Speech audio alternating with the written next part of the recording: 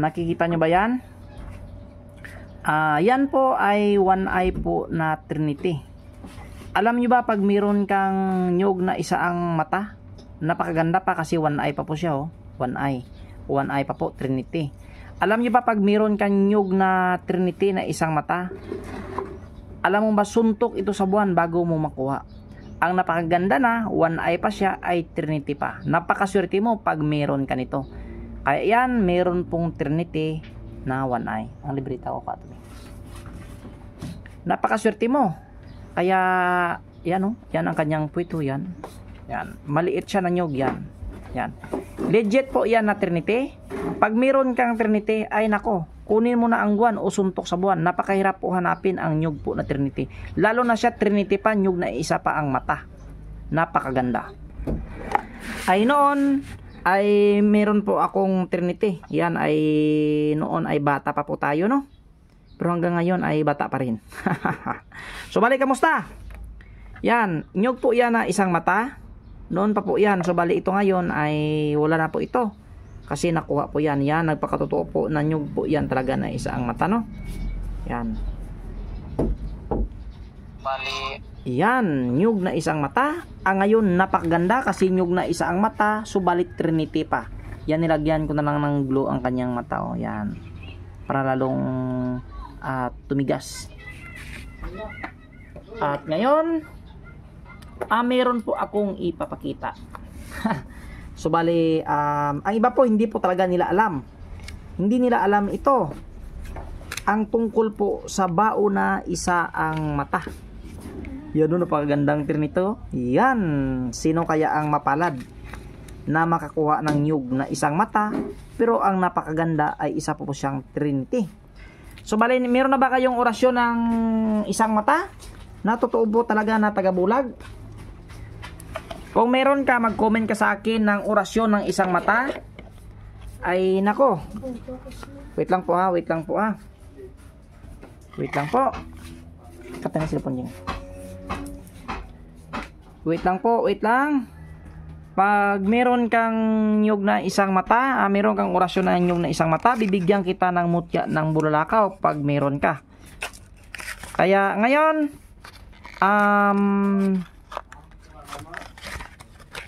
magbibigay po ako ng mutya ng bulalakaw pag alam mo ang orasyon ng nyug na isang mata. Yan. Pag alam mo ang nyug ng isang mata, mag-comment ka. Bibigyan po kita ng gunting. Bigyan kita ng mutya ng bulalakaw isa pag alam mo ang orasyon ng nyug na isang mata.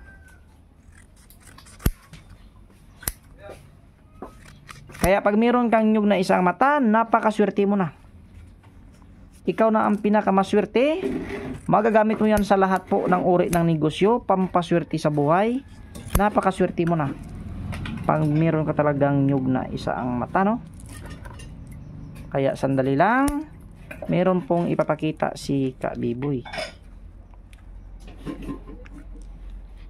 Yan. Kaya sino nga ang mapalad na makakuha ng nyug na Trinity? Ang pinakamaganda? Ay nako. Yan. Malaki. Ito'y maliit. Yan. Kaya mag-comment na kayo ngayon. Kung sino ang nakaalam ng pamaraan ng nyug na isang mata, kung paano ito gagamitin, kung ano ang kapangyarihan. Ito talaga ay napakaswerte sa negosyo at sa pamumuhay. Kaya ito ay update. Yan. Sa wakas, yan. Natapos na ang ating kinasa. Isang mata, isang bibig. Dalawa ito. Sa isa po nating kaibigan na ang kanyang trabaho ay guard po ng mga malalaking mga tao, mga politika. Sa politiko po, at ito po ang nyug na apat ang mata. Yan, natapos na. At saka ito pang isa po itong kaibigan din na antingiro natin, natapos na din ang nyug na apat ang mata. Yan ang kanyang likod. At syempre, ito po ay kay Ma'am Les po, yan. Malapit na din matapos. At ito na, sabay-sabay na po ito ha. Yan, sabay-sabay. Pero bukas, alis po ako ng Jinsan. Punta ako ng Jinsan, padala po ako ng international. Kaya ito na, charan! Meron po ako ditong orasyon, itatago ko po. Kaya po, pag alam mo po ang udasal nito, bibigyan kita ng mutya ng bulalakaw. Yan ang sabi sa libro. Yan ay old na libro ha. Yan. Sabi niya po, unang pamaraan, kumuha ng isang niyog na iisa ang mata, langisan ito at ipahid sa buong katawan. At sambitin ng 3 beses ang makapangyarihang orasyon. Wait lang ha. Yan. At maasahan mong hindi ka makikita ng iyong mga kaaway sa loob ng 24 oras. Ang orasyon na yan, yan po ang dasal, tinago ko. Kaya pag alam yung dasal na ito, sagutin nyo na. At ang napakaganda pa, ay kahit wala kang baon na isang mata, pwede mo itong gawin na tagabulag. Dadasalin mo lang yan at ihip-hip mo po sa iyong pusod o sa iyong dibdib, ikay po ay hindi makikita ng 24 oras. At maasahan mong hindi ka makikita ng iyong mga kaaway sa loob ng 24 oras. Pangalawang pamaraan, ang nag-iisang mata ng niyog na akin nabanggit ay ilapat sa pusod ng iyong tiyan at banggitin ang makapangyarihang orasyon na akin